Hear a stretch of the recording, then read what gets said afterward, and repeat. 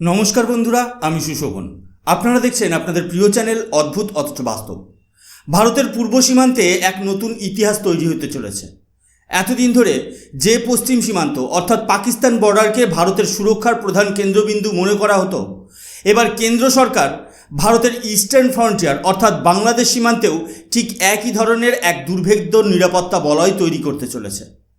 ভারত সরকার এমন এক রক্ষা কবচ তৈরি করছে যা সীমান্তের ওপার থেকে আসা প্রতিটি ষড়যন্ত্রের মূল উপড়ে ফেলবে। দেশের নিরাপত্তা সুসংহত করতে এক ঐতিহাসিক ও গেম চেঞ্জিং সিদ্ধান্ত নিল কেন্দ্রীয় স্বরাষ্ট্র মন্ত্রক। ভারত বাংলাদেশ সীমান্তকে আরও বেশি সুরক্ষিত এবং শক্তিশালী করতে আমাদের ইস্টার্ন ফ্রন্টিয়ারে স্থায়ীভাবে মোতায়েন হতে চলেছে ভারতের প্রধান কেন্দ্রীয় গোয়েন্দা সংস্থা। কেন্দ্রীয় সরকারের তরফ থেকে আনুষ্ঠানিকভাবে ঘোষণা করা হয়েছে যে বাংলাদেশ সীমান্ত বরাবর ইন্টেলিজেন্স ব্যুরো বা আইবির 40টি সম্পূর্ণ নতুন স্থায়ী দপ্তর তৈরি করা হবে। এই বিশাল গোয়েন্দা পরিকাঠামো গড়ে তোলার জন্য ইতিমধ্যে কেন্দ্র সরকার পশ্চিমবঙ্গ সরকারের কাছে 50 একর জমি হস্তান্তরের দাবি স্পষ্ট ভাষায় জানিয়ে দিয়েছে। আজ এই খবরটি পুরো দেশের সংবাদ মাধ্যমে তোলপাড় সৃষ্টি করেছে, কিন্তু এই খবরের গভীরে লুকিয়ে রয়েছে ভারতের এক অত্যন্ত গুরুত্বপূর্ণ কৌশলগত পদক্ষেপ। ভারতের সাধারণ নাগরিক হিসেবে আমাদের মনে কয়েকটি বড় প্রশ্ন উঠে আসা স্বাভাবিক। হঠাৎ কেন কেন্দ্র সরকার সীমান্তের নিরাপত্তার দায়িত্বে থাকা বিএসএফের পাশাপাশি সরাসরি ভারতের অন্যতম শক্তিশালী গোয়েন্দা সংস্থা ইন্টেলিজেন্স ব্যুরো বা আইবির 40টি স্থায়ী দপ্তর তৈরি করার সিদ্ধান্ত নিল? কেন এই নতুন গোয়েন্দা ঘাঁটির জন্য পশ্চিমবঙ্গ সরকারের কাছে 50 একর জমি দাবি করা হলো? 4টি বা 10টি নয়, একেবারে 40টি দপ্তর তৈরির আসল রহস্যটা ঠিক কী? বাংলাদেশের সাম্প্রতিক রাজনৈতিক অস্থিরতা এবং ওপার বাংলায় চীন ও পাকিস্তানের ক্রমবর্ধমান উপস্থিতি কি ভারতের জাতীয় সুরক্ষার জন্য কোনো বড় সংকেত? এতদিন ধরে সীমান্তে শুধু বিএসএফ পাহারা দিত, তাহলে এবার সীমান্ত সুরক্ষার মূল চাবিকাঠি কেন আইবির মতো দেশের প্রথম সারির ইন্টেলিজেন্স এজেন্সির হাতে তুলে দেওয়া হচ্ছে? আজকের এই বিশেষ পর্বে আমরা কোনো কাল্পনিক চিন্তা করব না, কারণ জিওপলিটিক্স বা ভূরাজনীতিতে ভাবনার কোনো জায়গা থাকে না। যা থাকে তা হলো নিটোল এবং কঠোর মাটির বাস্তবতা। আজ আমরা এই সিদ্ধান্তটির একেবারে গোড়ায় গিয়ে বিশ্লেষণ করব। সম্পূর্ণ বিষয়টি জানতে ভিডিওটি শেষ পর্যন্ত মনোযোগ দিয়ে দেখুন।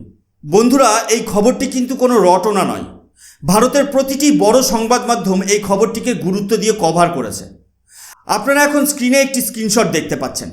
টাইমস নাও তাদের প্রতিবেদনে স্পষ্ট লিখেছে, home ministry's big Bangladesh border plan, 40 new IB office planned. অর্থাৎ কেন্দ্রীয় স্বরাষ্ট্র মন্ত্রক বাংলাদেশ সীমান্তে নিরাপত্তা জোরদার করতে 40টি নতুন ইন্টেলিজেন্স ব্যুরো দপ্তর খোলার এক বিশাল পরিকল্পনা গ্রহণ করেছে।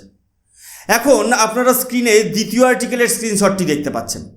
দ্য স্টেটসম্যান পত্রিকা তাদের রিপোর্টে স্পষ্ট ভাষায় তুলে ধরেছে, centre 650 acres for subsidiary intelligence bureau along Indo Bangladesh border. এর অর্থ হলো ভারত বাংলাদেশ সীমান্ত বরাবর সাবসিডিয়ারি ইন্টেলিজেন্স ব্যুরো বা এসআইবির পরিকাঠামো গড়ে তোলার জন্য কেন্দ্র সরকার 50 একর জমি দাবি জানিয়েছে। এই খবরগুলো সামনে আসার পরেই পরিষ্কার হয়ে যায় যে ভারতের কেন্দ্রীয় সরকার আমাদের দেশের পূর্ব সীমান্ত নিয়ে কতটা সিরিয়াস এবং সতর্ক হয়ে রয়েছে। গত 2-3 মাসে ভারত সরকার এবং পশ্চিমবঙ্গ রাজ্য সরকারের সমন্বয়ে সীমান্তের নিরাপত্তায় বেশ কিছু বড় পদক্ষেপ নেওয়া হয়েছে। যেমন ধরুন, উত্তরবঙ্গের অত্যন্ত সংবেদনশীল শিলিগুড়ি করিডোরের কাছে 120 একর জমি কেন্দ্র সরকারকে হস্তান্তর করা হয়েছে।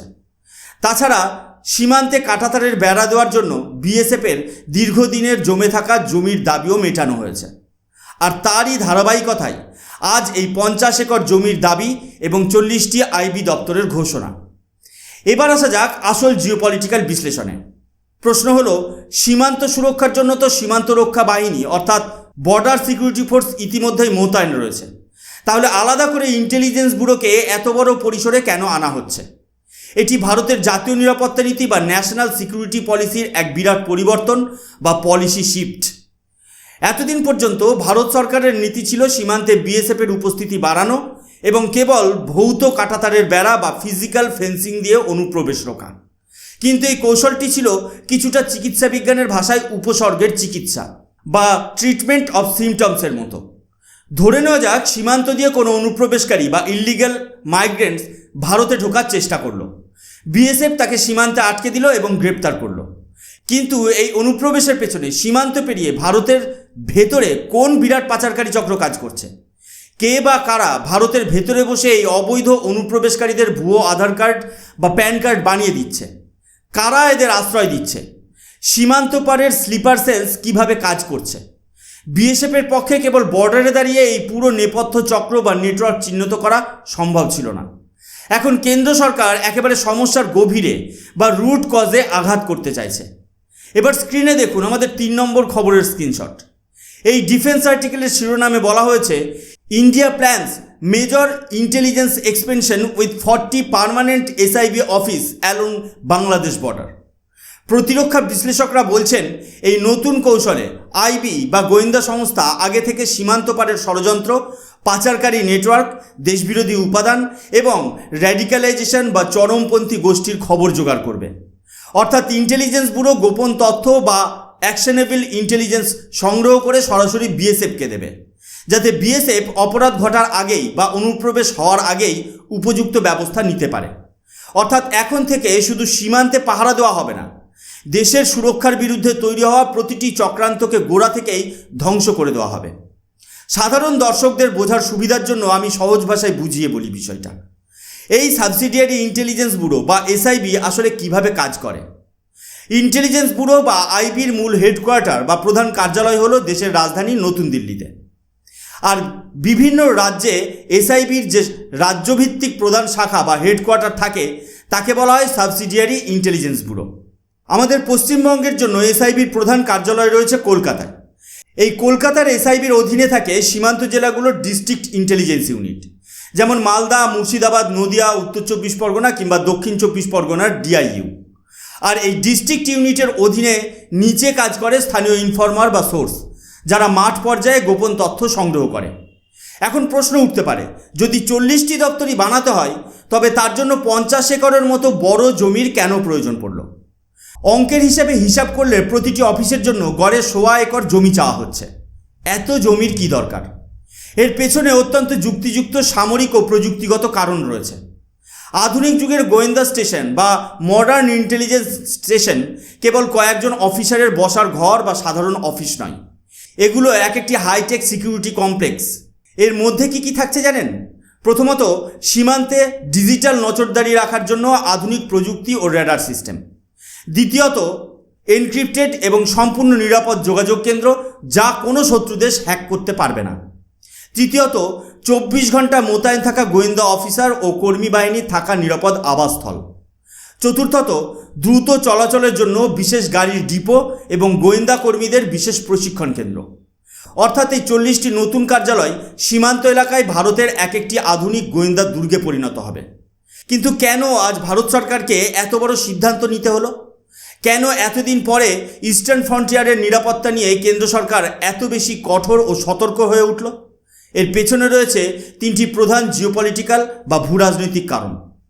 প্রথমত, 2024 সালের আগস্ট মাসে বাংলাদেশে শেখ হাসিনা সরকারের পতনের পর সে দেশের রাজনৈতিক দৃশ্যপট পুরোপুরি বদলে গেছে। বাংলাদেশে অন্তর্বর্তীকালীন সরকার এবং পরবর্তী রাজনৈতিক পট পরিবর্তনের পর থেকে ভারতের জাতীয় নিরাপত্তার ক্ষেত্রে বেশ কিছু নতুন চ্যালেঞ্জ তৈরি হয়েছে। দ্বিতীয়ত, বাংলাদেশে তৈরি হওয়া এই অস্থিরতার সুযোগ নিয়ে ভারত বিরোধী বিভিন্ন আন্তর্জাতিক শক্তি ও চরমপন্থী গোষ্ঠী নতুন করে সক্রিয় হয়ে উঠেছে। বিশেষ করে যেসব সংগঠন আগে নিষ্ক্রিয় ছিল তারা আবার মাথাচাড়া দিয়ে উঠছে। ওপার বাংলায় চীন এবং পাকিস্তানের কূটনৈতিক ও সামরিক প্রভাব যেভাবে বাড়ছে তা ভারত সরকারের কপালে চিন্তার ভাঁজ ফেলেছে। আপনারা সম্প্রতি দেখেছেন বাংলাদেশের রাজনৈতিক নেতৃত্ব কিভাবে চীন ও পাকিস্তানের সঙ্গে ঘনিষ্ঠতা বাড়াচ্ছে। তৃতীয়ত, অস্থিতিশীল পরিস্থিতির সুযোগ নিয়ে ভারতে অবৈধ অনুপ্রবেশের ঝুঁকি বহুগুণ বেড়ে গেছে। এর সাথে সাথে সীমান্ত এলাকায় ড্রাগস, ভুয়া নোট এবং অস্ত্রের স্মাগলিং নেটওয়ার্ক বা পাচার চক্রগুলোকে ফের সক্রিয় করার চেষ্টা চলছে। আপনারা যদি এখন এই 4 নম্বর সংবাদপত্রের আর্টিকেলটি দেখেন তাহলে আপনাদের কাছে বিষয়টা পুরো স্পষ্ট হয়ে যাবে। এই আর্টিকেলে ইউএনআই স্পষ্ট তুলে ধরেছে, centre 6 50 acres for SIB infrastructure along Bengal's border with Bangladesh. বিশেষজ্ঞরা বলছে এই 40টি নতুন গোয়েন্দা দপ্তর তৈরি হলে তার সুবিধা কেবল পশ্চিমবঙ্গ বা আসাম পাবে তা নয়, এর সরাসরি সুফল পাবে সমগ্র উত্তর পূর্ব ভারত। মেঘালয়ের সীমান্ত এলাকার অনেকটা অংশ এখনও অনাবৃত বা আনফেন্সড। সেখানে গোয়েন্দা নজরদারি বাড়লে অনুপ্রবেশ পুরোপুরি বন্ধ হবে। ত্রিপুরার ভৌগোলিক আয়তনের তুলনায় তাদের সীমান্ত দৈর্ঘ্য অনেক বেশি, সেখানেও এই নেটওয়ার্ক নিরাপত্তার শক্ত দেওয়াল তুলবে। মায়ানমার এবং বাংলাদেশের মধ্যেকার অপরাধমূলক মেলামেশা বন্ধ করতে মিজোরাম সীমান্তেও আইবির সক্রিয়তা অত্যন্ত গুরুত্বপূর্ণ ভূমিকা নেবে। সুতরাং বন্ধুরা, পুরো বিষয়টি বিশ্লেষণ করলে এটা স্পষ্ট হয়ে যায় যে ভারত সরকারের এই পদক্ষেপটি কেবল সাধারণ কোনো প্রশাসনিক সিদ্ধান্ত নয়, এটি একটি সুদূরপ্রসারী জাতীয় নিরাপত্তা কৌশল। পাকিস্তান সীমান্ত বা আমাদের ওয়েস্টার্ন ফ্রন্টিয়ারে আমরা যেমন বিএসএফের পাশাপাশি শক্তিশালী গোয়েন্দা নেটওয়ার্ক মোতায়েন করেছি, ঠিক একই মডেল এখন বাংলাদেশ সীমান্ত অর্থাৎ ইস্টার্ন ফ্রন্টিয়ারেও কার্যকর করা হচ্ছে। ভারত স্পষ্ট বার্তা দিয়ে দিয়েছে, বাংলাদেশের সাথে আমাদের দীর্ঘদিনের বন্ধুত্বের সম্পর্ক ও বাণিজ্যিক মেলবন্ধন অবশ্যই থাকবে, কিন্তু ভারতের সার্বভৌমত্ব, ভারতের শান্তি এবং জাতীয় নিরাপত্তার প্রশ্নে কোনো প্রকার সমঝোতা করা হবে না। বাংলাদেশ সীমান্তকে এখন আর কেবল সাধারণ ইমিগ্রেশন বা স্মাগলিংয়ের বর্ডার হিসেবে দেখা হচ্ছে না, বরং এটিকে দীর্ঘমেয়াদী ন্যাশনাল সিকিউরিটি ফ্রন্টিয়ার হিসেবে গণ্য করে সীমান্ত পাহারাকে এক নতুন উচ্চতায় নিয়ে যাওয়া হচ্ছে। ভারত সরকার নিশ্চিত করছে যেন দেশের অভ্যন্তরীণ শান্তি বিনষ্ট করার যে কোনো প্রচেষ্টা সীমান্তের ওপারেই আটকে দেওয়া যায়। আপনাদের কি মনে হয়, ভারত সরকারের এই 40টি নতুন আইবি অফিস তৈরি এবং সীমান্ত সুরক্ষায় গোয়েন্দা বিভাগকে এগিয়ে দেওয়ার এই পদক্ষেপ কি ভারতের পূর্ব সীমান্তকে চিরতরে সুরক্ষিত করতে পারবে? পশ্চিমবঙ্গ সরকারের কি অবিলম্বে এই 50 একর জমি হস্তান্তরের প্রক্রিয়া সম্পন্ন করা উচিত? আপনার মূল্যবান মতামত নিচে কমেন্ট সেকশনে অবশ্যই লিখে জানান। ভিডিওটি ভালো লাগলে লাইক করুন, বন্ধুদের সাথে শেয়ার করুন এবং আমাদের এই জাতীয়তাবাদী বিশ্লেষণী প্রয়াসকে সমর্থন করতে অদ্ভুত অথচ বাস্তব চ্যানেলটিকে এখনই সাবস্ক্রাইব করে রাখুন। আমি সুশোভন আজকের মতো এখানেই বিদায় নিচ্ছি। দেখা হবে পরবর্তী একটি নতুন জিওপলিটিক্যাল অ্যানালিসিসে। ততক্ষণ পর্যন্ত ভালো থাকবেন, সুস্থ থাকবেন। জয় হিন্দ, বন্দে মাতরম, ভারত মাতা কি জয়।